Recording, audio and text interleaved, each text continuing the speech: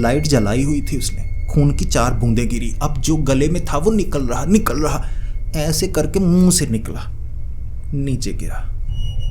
आंख थी, आंख और उससे चिपकी कुछ जैसे अंतड़ियां। दोस्तों, एक जिन्न को एक खौफनाक ताकत माना जाता है, और अगर कोई जिन्न किसी इंसान के शरीर पर कब्जा कर ले तो उसे बाहर निकालना बड़ा मुश्किल वाला काम होता है, और जब तक वो उस शरीर से बाहर नहीं निकलता उस शरीर पर कब्जा किए हुए होता है और उसे बर्बाद भी कर सकता है। और पिशाचनी भी कुछ इसी तरह से किसी इंसान के शरीर पर कब्जा करती है। वैसे पिशाचनियाँ कई तरह की होती हैं, जैसे कर्ण पिशाचनी, मांस खाने वाली पिशाचनी, शरीर पर कब्जा करने वाली पिशाचनी सिद्धि से प्राप्त एक पिशाचनी। लेकिन जितनी भी पिशाचनियाँ हैं ये होती बहुत ही ताकतवर हैं, और अगर एक ऐसी ही पिशाचनी किसी इंसान के शरीर पर कब्जा कर ले तो हालत वैसी ही होती है, वो उस शरीर को तबाह करके रख देती है। लेकिन एक बार सोचिए, अगर एक इंसान के शरीर पर ये 2 ताकतें कब्जा कर ले, एक जिन्न और एक पिशाचिनी, आखिर उस इंसान के साथ क्या होगा? क्या वो इससे बच पाएगा? दोस्तों, ये घटना घट चुकी है जब मध्य प्रदेश के रहने वाले नरेंद्र जी के शरीर में ये दोनों ताकतें आ गई थी और उन्होंने इससे निजात कैसे पाई थी। दोस्तों, ये कहानी है बेहद ही खौफनाक और डरावनी। मेरा यकीन कीजिए, आपको भी अंदर तक डर लगेगा। तो हेडफोन लगा लीजिए, कमरे की लाइट्स ऑफ कर लीजिए, क्योंकि ये वक्त हो रहा है डरने का। तो ये कहानी है मध्य प्रदेश के एक छोटी से गांव के रहने वाले नरेंद्र जी की। अब नरेंद्र जी गांव में रहा करते थे और कॉलेज में पढ़ने के लिए शहर जाया करते थे। वैसे भले ही उनका नाम नरेंद्र था, लेकिन घर में हर किसी का एक घर वाला नाम होता है ना। उनकी माँ उन्हें हमेशा नरी नरी कहा करती थी, तो बचपन से ये नाम उनका पक्का हो चुका था। लेकिन कॉलेज में जब दोस्तों को इस नाम के बारे में पता लगा था तो उन्होंने नरेंद्र जी को नारी नारी कहना शुरू कर दिया था कि ये तो एक लड़की है। और वैसे भी जो नरेंद्र जी थे, पतले से थे, कमज़ोर से थे और किसी से लड़ाई झगड़ा मोल नहीं लेते थे, क्योंकि पतला होने के कारण उन्हें डर रहता था कि मैं झगड़ा करूंगा तो मैं लड़ नहीं पाऊंगा। और वैसे भी भले ही मेरा कद 6 फुट का है, लेकिन शरीर पतला है। अब ये तो बात रही कॉलेज की। अब जो नरेंद्र जी थे, उनके जो दादाजी थे, वो एक भूत पकड़ने वाले थे अपने समय में।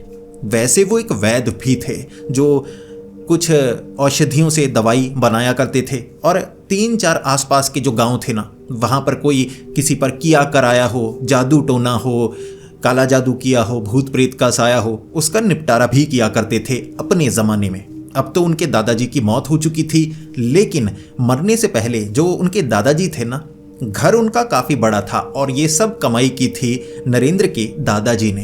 अब उस ज़माने में जब वो लोगों को छुटकारा दिलाया करते थे ऐसी बड़ी परेशानियां या छोटी परेशानियों से, तो लोग खुश होकर कुछ ना कुछ दे दिया करते थे। उस ज़माने में लोग ज़्यादा अमीर तो नहीं हुआ करते थे, लेकिन दिल उनका बहुत ज़्यादा बड़ा था। कई ऐसे ज़मींदार थे जिनके पास बहुत ज़मीनें होती, लेकिन वो किसी ऐसी परेशानी को झेल रहे होते जिससे कोई निपटारा करवा नहीं सकता था। तो नरेंद्र के जो दादाजी थे, जब उस परेशानी को दूर कर देते, जैसे कोई बीमार हो, किसी पर किया कराया हो, उससे दूर करने के बाद तो परिवार वाले इतना खुश होते कि कुछ ना कुछ दे देते। ऐसे उनके पास कुछ ज़मीन थी, बड़ी ज़मीनें उनके पास थी, बड़ा घर उनका बना हुआ था, और उस घर में एक ऐसा कमरा था जिसके बारे में दादाजी कहा करते थे कि जब भी इस कमरे का दरवाज़ा खोलना तो कोई घर का बड़ा वहाँ होना चाहिए।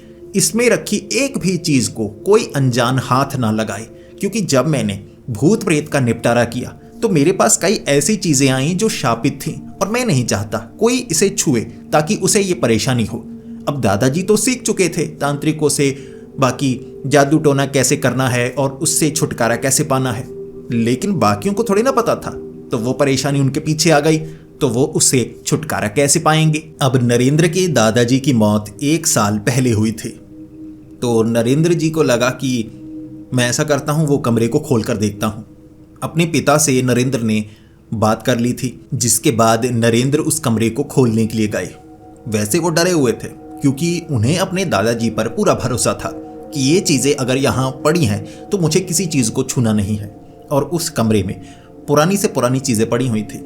कई कपड़े थे जिन्हें ट्रांसपेरेंट जैसे किसी लिफाफे में ऐसे लटकाया गया था और उसके ऊपर कागज़ लगाया गया, कुछ न कुछ लिखा गया। और एक किताब भी थी जो उन्होंने अपने हाथ से लिखी हुई थी, पुरानी इंक वाली वो पेन से। तो उसमें बताया गया था कि हर चीज़ क्या है और जब मुझे कुछ हो जाए तो ऐसा करना, इस कमरे की जितनी चीज़ें हैं इन्हें छूना नहीं, इन्हें किसी और चीज़ से उठाना और कहीं ना कहीं दफना देना। ऐसा नरेंद्र के दादाजी ने कहा था। तो नरेंद्र डरते डरते अंदर गए। सबसे पहले उन्हें वो किताब मिली जो वो पढ़ना नहीं चाहते थे, वो तो चीज़ों को देखना चाहते थे। तो नरेंद्र ने एक एक करके कमरे के अंदर रखी चीज़ों को देखा और उनका ध्यान खींचा एक काले रंग के लकड़ी के बक्से ने। अब वो जो लकड़ी का बक्सा था ना, उन्होंने छुआ तो नहीं, किसी और चीज़ से ऐसे टक टक करके देखा कि लकड़ी ही है या कोई धातु है।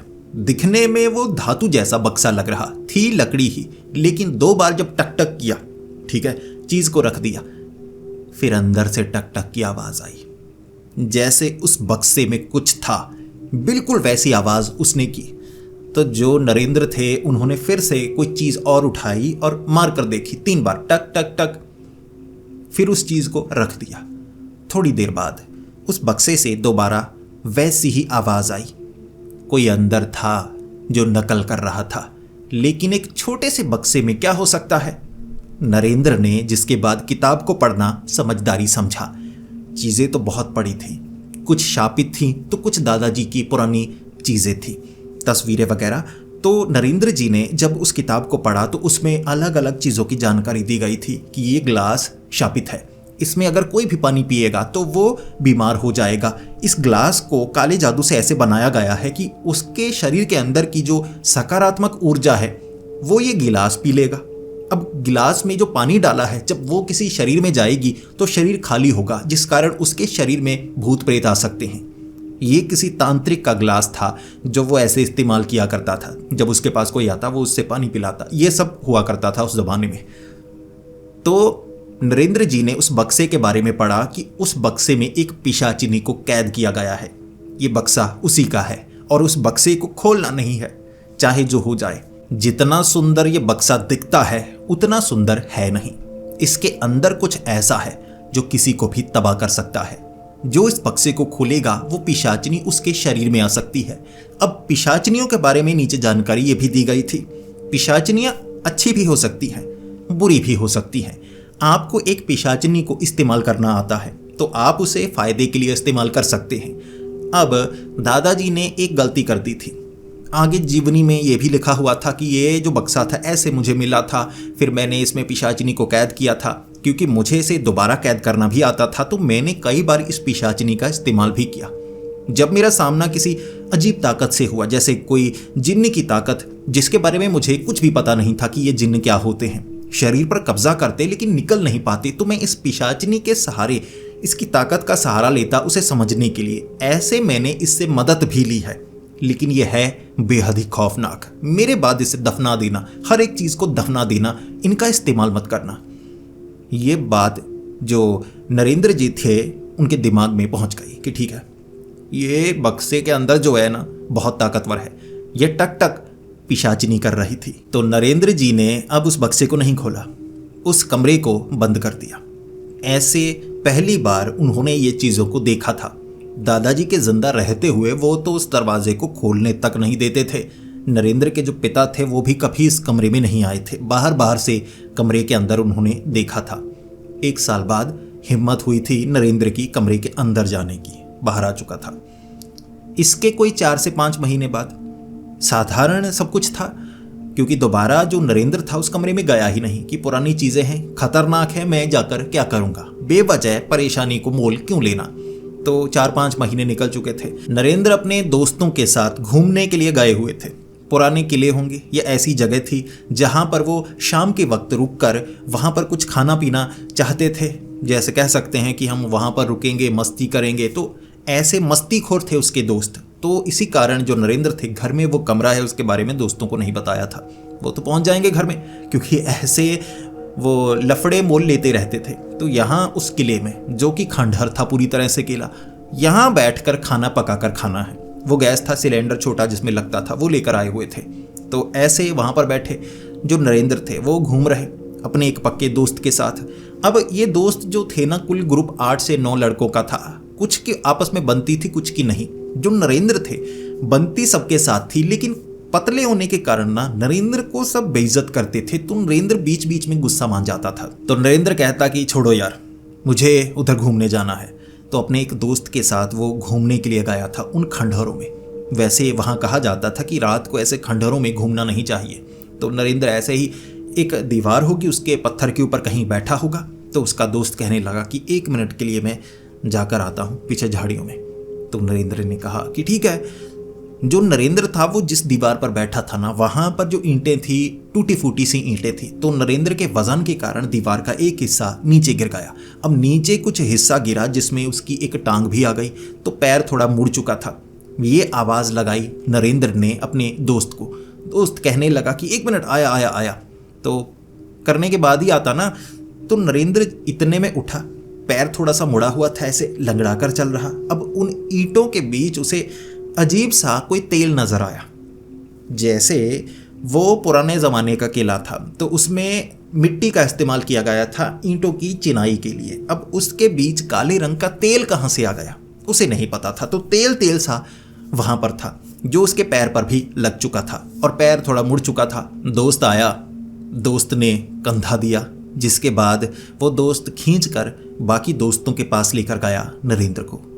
तो नरेंद्र को देखकर बाकी कहने लगे कि क्या हो गया। नरेंद्र ने पूरी बात बताई कि मैं ऐसे उस दीवार पर बैठा था तो नीचे फिसल गया। पता नहीं, ऐसा लगा जैसे मैं उछला थोड़ा सा। वैसे नीचे गिरना चाहिए था, थोड़ा उछला, वजन के कारण पता नहीं क्या था, थोड़ा तेल भी नजर आया। तो दोस्तों ने कहा यार ध्यान रख भाई, साथ में आए हैं, चोट लग गई तो परेशानी बढ़ जाएगी, ऐसा कुछ नहीं होना चाहिए। वैसे बेइज्जत करते थे दोस्त, लेकिन परवाह भी करते थे। तो उन्होंने कहा चलो निकलते हैं यार, यहाँ पर ना सही नहीं लग रहा और वैसे भी इसे चोट लगी है। अब ऐसा ना हो इसकी एड़ी ज़्यादा मुड़ चुकी हो, तो इसे अस्पताल लेकर चलते हैं, किसी छोटे डॉक्टर को ही दिखा लेते हैं कम से कम। तो ऐसे वो वहाँ से निकले। एक जनरल डॉक्टर था, उसे दिखाया। उसने कहा कोई बात नहीं, पैर सिर्फ मुड़ा है, हड्डी नहीं टूटी है, कुछ नहीं है। तो एक्सरे करवाने के बाद सब कुछ ठीक था कि थोड़ा पट्टी लगानी पड़ेगी और ज़्यादा वजन नहीं डालना है पैर के ऊपर। ये सब हुआ था वहाँ और कुछ नहीं हुआ था।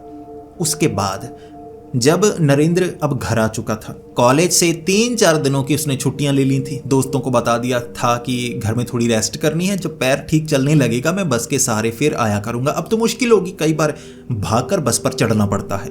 दोस्त समझ गए कि ठीक है छुट्टी कर ले तू। तो ऐसे वो घर पर था और कुछ दिन घर पर बिताने वाला था। अब ये घटना के 3 दिन बाद वो अपने कमरे में था। अब अपने कमरे में आराम से वो बैठा हुआ। जो नरेंद्र था उसे अजीब सी थरथराहट वाली आवाज़ सुनाई देने लगी, जैसे कोई मिक्सी चलाता है ना, मिक्सर ग्राइंडर, तो उसकी आवाज़ होती है ना, वैसी भारी थरथराहट वाली आवाज़। तो जो नरेंद्र था पहले तो थोड़ा सा परेशान हुआ कि माँ ये क्या रात के वक्त ये क्या बनाने में लग गई हो, मुझे आवाज़ से परेशानी हो रही है, मुझे थोड़ी थोड़ी नींद आ रही है। तो जो नरेंद्र था उठ कर गया, माँ से पूछा माँ आप चला रही हो ये मिक्सर ग्राइंडर? तो माँ ने कहा नहीं, कौन सा मिक्सर ग्राइंडर, मुझे तो कोई आवाज़ नहीं सुनाई दे रही। नरेंद्र ने कहा मुझे आवाज़ सुनाई दे रही थी अभी अभी। तो घर में ना पिता ने आवाज़ सुनी थी ना माँ ने आवाज़ सुनी थी, ये आवाज़ सिर्फ नरेंद्र को आई थी। नरेंद्र आ गया अपने कमरे में।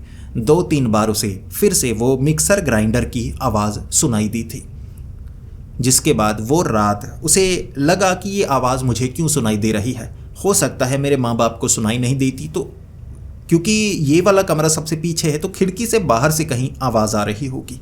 तो उसने ज़्यादा ध्यान नहीं दिया, लेकिन कुछ अलग ज़रूर लगा था।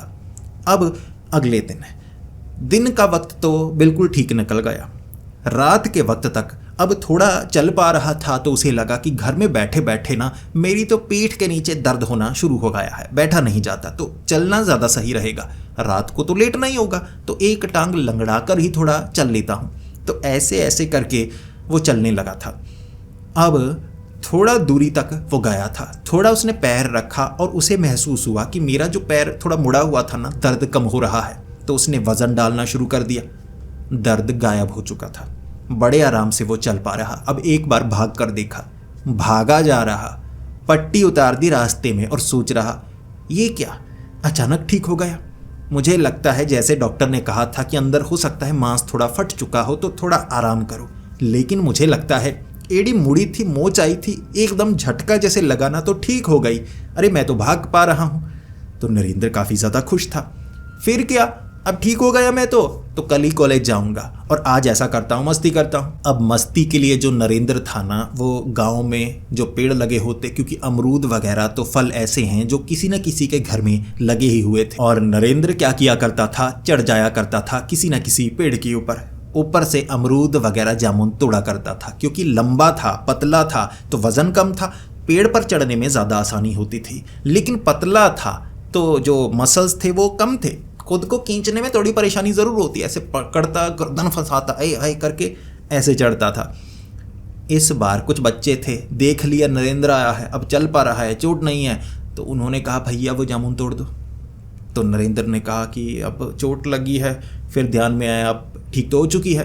तो नरेंद्र ने कहा कि चलो तोड़ता हूँ, मेरा भी तो मन कर रहा है। तो नरेंद्र चढ़ने लगा जामुन के पेड़ पर। इससे पहले नरेंद्र कभी जामुन के पेड़ पर इतनी तेजी से नहीं चढ़ा था कि नीचे बच्चे भैया स्पाइडरमैन की तरह चढ़ रहे हो। असल में नरेंद्र स्पाइडरमैन की तरह चढ़ा था। अगर हम पतले हैं, 2-4 दिन जिम चले जाएं, तो क्या इतना जोर आ जाएगा आप में कि ऐसे आप चढ़ने लगे, भारी वजन उठाने लगे 2-4 दिनों में या एक ही दिन में? ऐसा नहीं होता। लेकिन जो नरेंद्र था ना, उसने ऐसे टहनियां पकड़ी, भाई बाजू में इतनी जान, एक बाजू से खुद को ऊपर कर पा रहा। नरेंद्र हैरान, ये क्या, चोट लगने के बाद मैं ताकतवर हो गया? तो ऐसे ऐसे चढ़ा ऊपर, भाई जामुन तोड़ रहा। अब नीचे बच्चे भैया वाह, भैया वाह, भैया वाह वाह करके ज़्यादा जामुन तोड़ने को कह रहे। अब वाह वाह में भैया गिर जाते तो भैया का क्या होता? भैया तो ऊपर चढ़े हुए। नरेंद्र अब ऐसे चढ़ पा रहा तो उसे लगा कि ठीक है, तोड़ता हूँ। इधर उधर छोटी छोटी टहनियों पर चढ़कर उसने जामुन को तोड़ा। फिर देखने लगा कि ठीक है, अचानक अब थोड़ा बड़ा हो गया हूँ तो जान आने लगनी शुरू हो गई है। फिर ऐसे ही घूमता रहा। अब अंधेरे में पीछे वाले तालाब के पास से वो आ रहा था। अब ये उनका गांव था। हजारों बार, बचपन से हजारों बार तालाब के पास रात के 9 बजे तक भी वो बैठा रहता था। कई पेड़ थे पीपल के, कहा जाता था कि वहाँ किसी को कुछ नजर आया था। नजर आया या नहीं पता, लेकिन रात के वक्त लोग तो वहाँ बैठे रहते, किसी को नजर आया था। तो भूतों वाली कोई घटना नहीं हुई थी। इस बार जो नरेंद्र था उसी पेड़ के पास से निकल रहा तो उसे चलने की आवाज़ सुनाई दी। अब ये आवाज़ दूर से नहीं थी, ऐसा लगा कि पीछे है कोई। तो नरेंद्र पहले तो ऐसे आवाज़ आई, चौंक गया, फिर अच्छा कोई होगा पीछे। अब थोड़ा चला, फिर पीछे मुड़कर देखा, आवाज़ एक झटके में बंद हो गई। पीछे कोई नहीं था। इतनी रोशनी ज़रूर थी कि नज़र आता कि कोई भागा या नहीं भागा। थोड़ा नरेंद्र और चला, फिर से आवाज़। उसने पीछे मुड़कर देखा, कोई नहीं। जब वो चल रहा, अब उसने चलते चलते अपने सर को घुमाया। चलने की आवाज़ आ रही थी, पीछे कोई मौजूद नहीं था। उसने भागना शुरू कर दिया। वो तो ऐसे भागा सीधा अपने घर में। उसे लगा वो वाला भूत जो कभी उस बूढ़े अंकल को नजर आया था, उसने मेरा पीछा किया है भूत वहाँ पर, सच में है भूत। लेकिन नरेंद्र को ये नहीं पता था, भूत उस पेड़ के पास से उसका पीछा नहीं कर रहा था। जिन्न था ये, उस किले से उसके पीछे पड़ा हुआ था। और उस रात उस जिन्न ने खुद को दिखाया नरेंद्र के सामने आकर। नरेंद्र अपने कमरे में ही था। अचानक नरेंद्र को ऐसा लगा कि जैसे उसके शरीर को लकवा मार गया हो। जब पानी का गिलास उठाने के लिए उसने हाथ आगे बढ़ाना था, उसकी बाजू काम नहीं कर रही, मुंह भी काम नहीं कर रहा, जैसे लकवा मार गया। वो चीखने की कोशिश कर रहा, जैसे हम नींद में हों, कई बार चीखने की कोशिश करते हैं, आवाज़ नहीं निकलती। आपने ऐसा देखा होगा, आपके आसपास कोई सोया हुआ, वो तो सपने में चीख रहा था, आपको ऐसे लगा जैसे कुछ हुआ है, आवाज़ लगाने की कोशिश कर रहा है। तो ऐसी आवाज़ जो नरेंद्र था वो निकाल पा रहा, और उसके पैरों से निकलकर सामने एक अजीब सा शख्स खड़ा हो चुका था, जिसके बाल जैसे घुंघराले अजीब से थे और आंखें उसने ढकी हुई थी बालों से ही। अब आंखों के बाहर रोशनी नजर आ रही थी। और तब उसने कहा था कि मुझे तुम्हारे शरीर की ज़रूरत थोड़े ही समय के लिए है। मैं एक जिन्न हूँ, तुम्हारे ही शरीर में, उसी किले से तुम्हारे शरीर की ज़रूरत थी, तुमने मेरी मदद की। मैं तुम्हें नुकसान नहीं पहुँचाऊँगा, कुछ नहीं करूँगा। और ये जो ताकत को तुम महसूस कर रहे हो, ये मेरी ही ताकत है, लेकिन कुछ समय रहेगी। मैं तुम्हारे शरीर को छोड़ दूंगा, बस कुछ काम है मुझे। कुछ देर तुम्हारे शरीर में रहूंगा, तुम्हें महसूस तक नहीं होगा, ताकत का एहसास होगा। नरेंद्र घबराया हुआ, भाई ये क्या, हिल नहीं पा रहा। और उसने कहा, ये मेरे कारण है, तुम डरोगे, तुम भागोगे, लेकिन डरो मत। फिर वो गायब हो गया। बस इतना कहा था। नरेंद्र भागा अपनी माँ के पास। ये हुआ। माँ ने कहा सपना देखा होगा। नरेंद्र ने पिता को बताया। पिता ने कहा सपना देखा होगा। नरेंद्र ने कहा नहीं, यह सपना नहीं था। असलियत और सपने में फ़र्क होता है। वो आवाज़ें, वो ताकत, ये सच है, उसने बताया है मुझे। नरेंद्र छत पर चढ़ने की कोशिश कर रहा। 12 फुट एक मंजिला उनका घर था। भाई नीचे से छलांग लगाकर 12 फुट ऊपर चढ़ गया। मेंढक की तरह छलांग लगाई ऊपर। ऊपर चढ़कर देख रहा, जिन है मेरे शरीर में। 12 फुट ऊंची छलांग कौन लगाता है? ये तो ओलंपिक्स में गोल्ड मेडल लेकर आएगा अगर ये ऐसा कर सकता है, क्योंकि जिन्न की ताकत थी वो। तो जो नरेंद्र था वो घबराने लगा। फिर नरेंद्र ने सोचा कि मैं झाड़ फूक करवाऊंगा। झाड़ फूक करवाने के लिए पापा के पास पहुंच गया। झाड़ फूक हुई, वापिस आया। रात के वक्त वो जिन्न कहने लगा, कोई फ़ायदा नहीं होगा, मैं तुम्हारे शरीर के अंदर और बाहर रह सकता हूँ। जब मुझे लगेगा तुम दूर करने की कोशिश कर रहे हो, मैं बाहर निकल सकता हूँ। मैंने तुम्हारे शरीर पर कोई कब्जा नहीं किया है, सिर्फ उधार तुम्हारे शरीर में रह रहा हूँ, नुकसान भी नहीं पहुँचा रहा। कुछ ही समय है, छोड़ दूंगा मैं, डरो मत, तुम्हारे साथ कुछ बुरा नहीं हुआ। कॉलेज में जो नरेंद्र था ना, उसे उसके दोस्त बेइज्जत किया करते थे। अब कुछ ऐसे मोटे थे।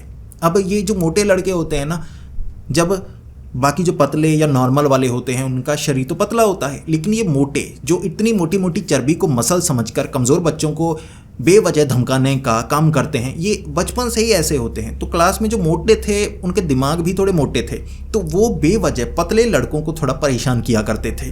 तो इसीलिए अब ऐसे ही 2 मोटे थे जो परेशान करते थे, बेइज्जत करते थे। अब नरेंद्र कुछ कहता नहीं था। इस बार नरेंद्र को पता नहीं क्या हुआ, वो हरकत नरेंद्र ने की थी या उसके अंदर उस जिन्न ने। नरेंद्र को आया गुस्सा। वो कहने लगे कि तू ये है, अबे नारी नारी, चल साड़ी पहन के दिखा, ऐसे छेड़ते थे उसे। तो नरेंद्र ने कह दिया, ओ बर्गर के 2 बन, तुम बैठे भी ऐसे रहते हो, तो ऐसे बेइज्जत किया। वो लड़ने को आ गए। मोटे मोटे इतनी इतनी चर्बी वाले थे। आराम से अगर नरेंद्र के ऊपर लेट जाते तो नरेंद्र का बर्गर बन जाता, लेकिन फिर भी नरेंद्र ने धक्का दिया, उठाकर दीवार पर मारा एक मोटे को। वहाँ सबसे तगड़ा लड़का था ना, उसके भी पसीने छूट गए कि ये तो मैं भी नहीं कर सकता। वजन 110 किलो था, दोनों 110-10 किलो के थे। भाई एक को धक्का मारा दीवार पर, दूसरे की हिम्मत ही टूट गई कि इतनी ज़ोर से मुझे मारा, मैं बचूंगा या नहीं पता नहीं। तो बाकी भी देख रहे कि ये नरेंद्र को क्या हो गया। भाई इसे तो धक्का दो, कुछ भी करो, ये खुद माफ़ी मांगता था। आज गुस्सा कैसे आ गया, और नरेंद्र को भी नहीं पता कि बस कुछ हो गया हावी। जवाब कुछ समय बाद उसने खुद महसूस कर लिया। घर जाकर वो उस जिन्न से बात कर सकता था और उसने कहा, हाँ तुम्हारे शरीर में हूँ, तुम्हें नुकसान थोड़े ना पहुँचने दे सकता हूँ। यह बात सुनने के बाद नरेंद्र ने कहा, तुम तो चले जाओगे, मुसीबत तो मुझे होगी। उसने कहा, मुसीबत नहीं होगी। जब किसी के मन में किसी के लिए डर पैदा हो जाए ना, वो डर कभी खत्म नहीं होता। अब जब भी तुम्हें वो छुएंगे, भले ही सामने कोई पीट डाले, लेकिन फिर भी उनकी हिम्मत नहीं होगी। वो डर डर कर छुएंगे कि कहीं वो वाला धक्का दोबारा ना पड़ जाए। ये बात सुनने के बाद थोड़ी खुशी हुई नरेंद्र को, लेकिन फिर घबराया, जिन्न है, अब जिन्न से छुटकारा कैसे पाऊं। दिमाग चला दादाजी वाली किताब। अब दादाजी का कमरा है, दादाजी भूत निवारण करते थे, चुड़ैलों से, भूतों से लोगों को बचाते थे। क्या उनकी किताब से मैं नहीं बच सकता? उसकी यह गलती थी कि उस किताब में जो उसने पहले पढ़ा था ना, पिशाचिनी का इस्तेमाल जिन्न के खिलाफ किया था, वो वाली लाइन दिमाग में छपी हुई, ये जिन्न है, पिशाचिनी का बक्सा है, मैं भी इस्तेमाल करूँगा। अब कैसे इस्तेमाल किया था वो थोड़ी ना पता था। उसने उस कमरे में जाकर उस बक्से को खोला और उसके बीच कोई राख होगी, उसे ऐसे हाथ में ले लिया और कहने लगा, वो पिशाचिनी मेरी मदद कर। अब पिशाचिनी ने मदद की, मारा धक्का, पिशाचिनी ने उड़ाकर पीछे फेंका। अब ये पिशाचिनी ने किया या जिन्न ने किया पता नहीं था उसे लगा कि ये जिन्न ने किया होगा। रोकने की कोशिश होगी मुझे कि मैं कहीं किसी पिशाचिनी का सहारा ना ले लूं। आ गया ना औकात पे, रोकना चाहता है। वो जो बक्सा था ना, उसमें से हाथ निकला था पहले। इतना बक्सा, इतना बड़ा हाथ, तो उसी के अंदर से फिर पूरी पिशाचनी निकली थी। जब वो पिशाचनी निकली ना, सामने जैसी वो खड़ी थी, उसके लंबे लंबे दांत थे, 1-1 फुट के उसके दांत होंगे। ये देखने के बाद जो नरेंद्र था उसके तो होश उड़ गए, भागा बाहर की तरफ। फिर बाहर दरवाज़ा लगाकर कहने लगा, हो पिशाचनी, मेरी मदद कर, मैंने तुझे आज़ाद किया है, मुझे जिन से निजात दिला। वो पिशाचनी ने कोई जवाब नहीं दिया। उसके बाद उसके कमरे में वो पिशाचनी दीवार से बाहर आई थी। अब उसका हाथ था जो ऐसे बाहर आया और दीवार के अंदर चला गया, सिर्फ जैसे डराने के लिए किया हो। वो जो जिन था ना, वो बोला कुछ ना उसने कुछ किया, और वैसे भी नरेंद्र उस जिन से बात नहीं करना चाहता था। फिर 12 बजे उसका मन मचलने लगा, ऐसा लगने लगा यहाँ पर कुछ भारी भारी सा हो रहा हो, उल्टी का उसका मन कर रहा था। अब जो नरेंद्र था उसने अपने आप को संभालने की कोशिश की, पानी पिया, जो ग्लास रखा हुआ था। अचानक उल्टी आने लगी और वो खुद को संभाल नहीं पा रहा कि मैं बाथरूम तक जा पाऊँ। उसे लगा ऐसे ही मैं बेड पर ना उल्टी कर दूँ, नीचे करता हूँ। अब ऐसे भी नहीं कि सीधा उल्टी आ जाए, पहले वो ऐसे गले को देखता रहा, यहाँ से निकला खून। लाइट जलाई हुई थी उसने, खून की 4 बूंदें गिरी। अब जो गले में था वो निकल रहा, ऐसे करके मुंह से निकला, नीचे गिरा। आंख थी, आंख और उससे चिपकी कुछ जैसे अंतड़ियां, उसके मुंह से यह निकला था। ये जब देखा ना, नरेंद्र ऐसे देखता ही रह गया, उसके तो होश उड़ गए। वो उस सामान को उठाकर सबसे पहले जो वॉशरूम में टॉयलेट सीट थी ना, उसके अंदर फेंका और फ्लश कर दिया। सबसे पहला काम उसने ये किया। फिर उसे लग रहा कि मैं अब किसी को बताऊंगा तो कैसे बताऊंगा, पिता को भी बताऊंगा तो कैसे बताऊंगा, मैं क्या करूं। उसे लगा कि वो माफ़ी मांग ले तो ज़्यादा अच्छा है, ये जिन उसे मार डालेगा। तो उसने कहा कि हे जिन, छोड़ दे मुझे, मेरे साथ तू ऐसा क्यों कर रहा है।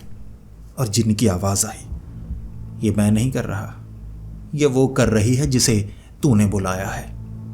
फिर जो नरेंद्र था कहने लगा, मैंने तो उसे इसलिए बुलाया था ताकि तुमसे छुटकारा पा पाऊँ। तो उस जिन ने कहा, मैंने पहले कहा था छुटकारा पाने की ज़रूरत नहीं है, मैं समय आने पर ही तुम्हें छोड़ूंगा, जब मेरा काम हो जाएगा। तुम्हें कुछ नहीं होगा, लेकिन जिसे तुम लेकर आए हो वो भी ताकतवर है, मैं सीधे तौर पर उसे नहीं रोक सकता। तुम लेकर आए हो, तुम्हें कोई काम होगा।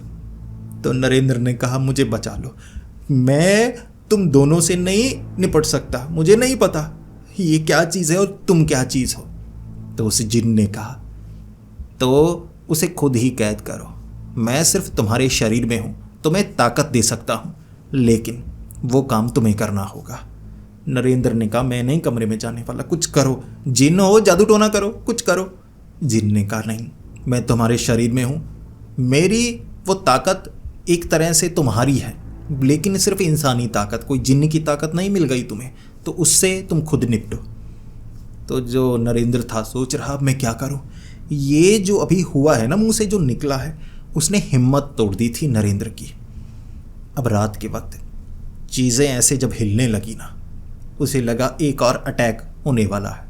और इस बार वो जो पिशाचनी थी ना, बड़े बड़े दांत एक दीवार से निकले, जैसे ये दीवार है, अब दीवार ऐसे खुल गई, ऐसे बन गया मुंह, ऐसे वो दीवार, वो पिशाचनी का मुंह बेड समेत नरेंद्र को खाने वाला था। नरेंद्र भागा कमरे से बाहर, चीखने लगा, चिल्लाने लगा, माँ को बताया, पिता को बताया, कमरे में कुछ भी हिला नहीं था। उसने कहा, दीवार फट गई, दीवार मुझे खाना चाहती थी। ये पिशाचनी का जादू था, या तो उसके दिमाग पर इसका असर हुआ था, या अगर वो उस मुंह में चला जाता शायद कभी ढूंढा तक नहीं जाता। तो नरेंद्र को लगा, ये क्या 2 बड़ी परेशानियां मेरे सर पर आ गई हैं, एक जिन, एक पिशाचनी। अब जिन पहले कम खतरनाक था कि अब पिशाचनी भी पीछे पड़ गई, अब मैं क्या करूं। तो नरेंद्र को वो एक बाबा के पास लेकर गए। ये वही बाबा थे जिन्होंने पहले झाड़ फूक की थी और कहा था जिन चला जाएगा। नरेंद्र ने कहा, कहाँ गया जिन? दोनों आ गए, जिन तो था, पिशाचिनी भी। बाबा हंसने लगे, नरेंद्र ने कहा, आपके ऊपर आएगी तब पता लगेगा।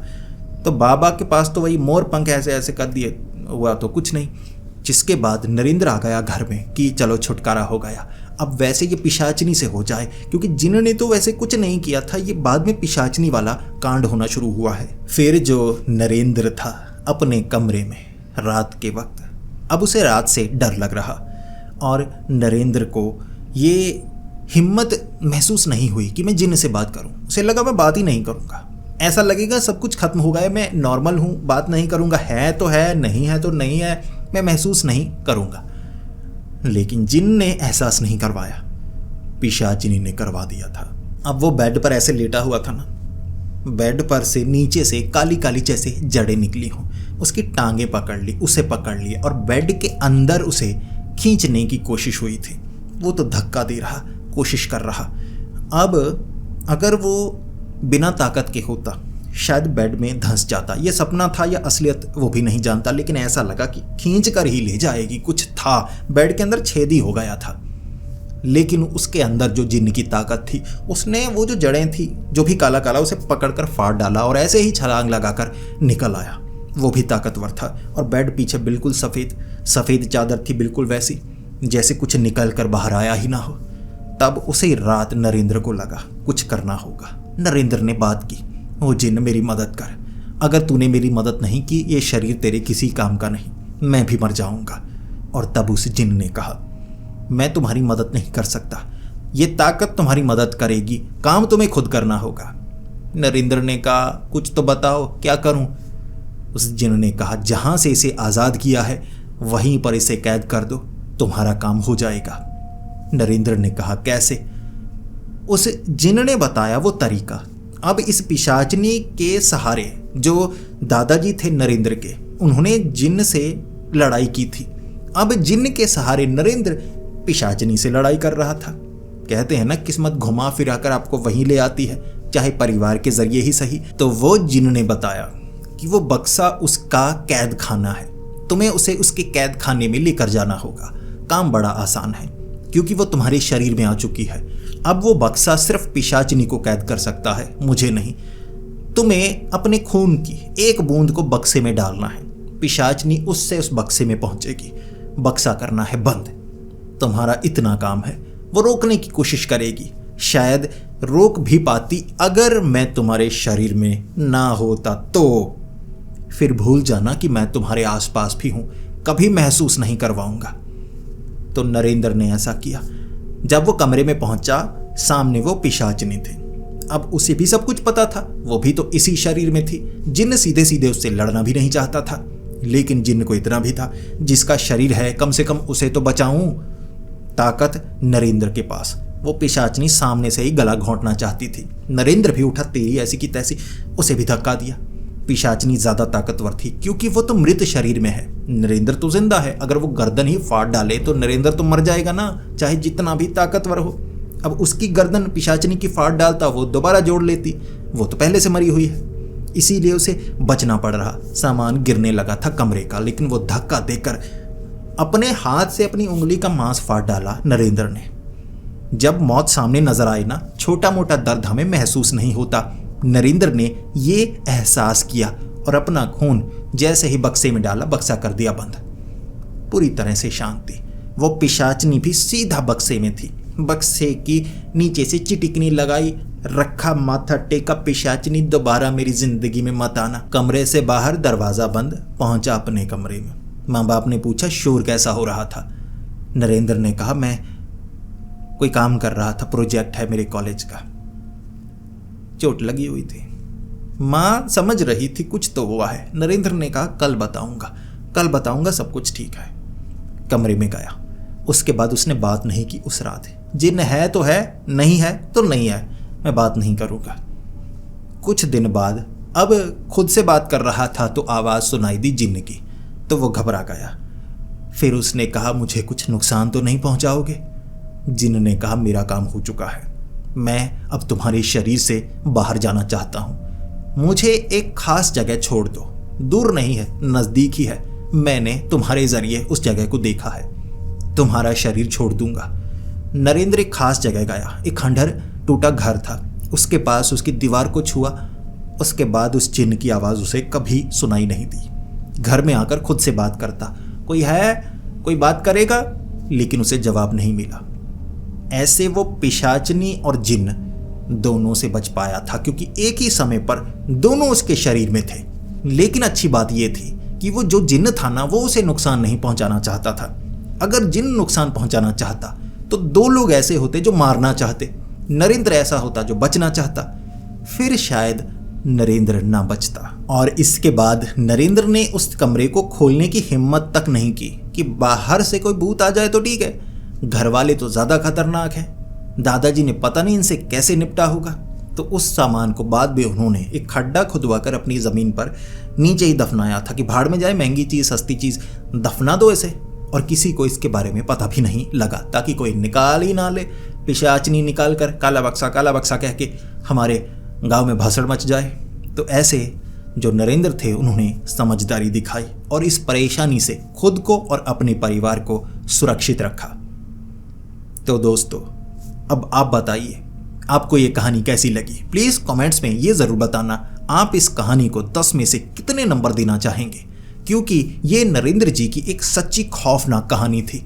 तो इस कहानी को आप कितने नंबर देंगे? और अगर आपको ये कहानी पसंद आई है तो इस कहानी को लाइक ज़रूर कीजिएगा। ऐसी ही वीडियोस देखना अगर आपको पसंद है तो हमारे इस चैनल को सब्सक्राइब कर लें। तो मिलते हैं अगली वीडियो में, तब तक के लिए डरते रहें।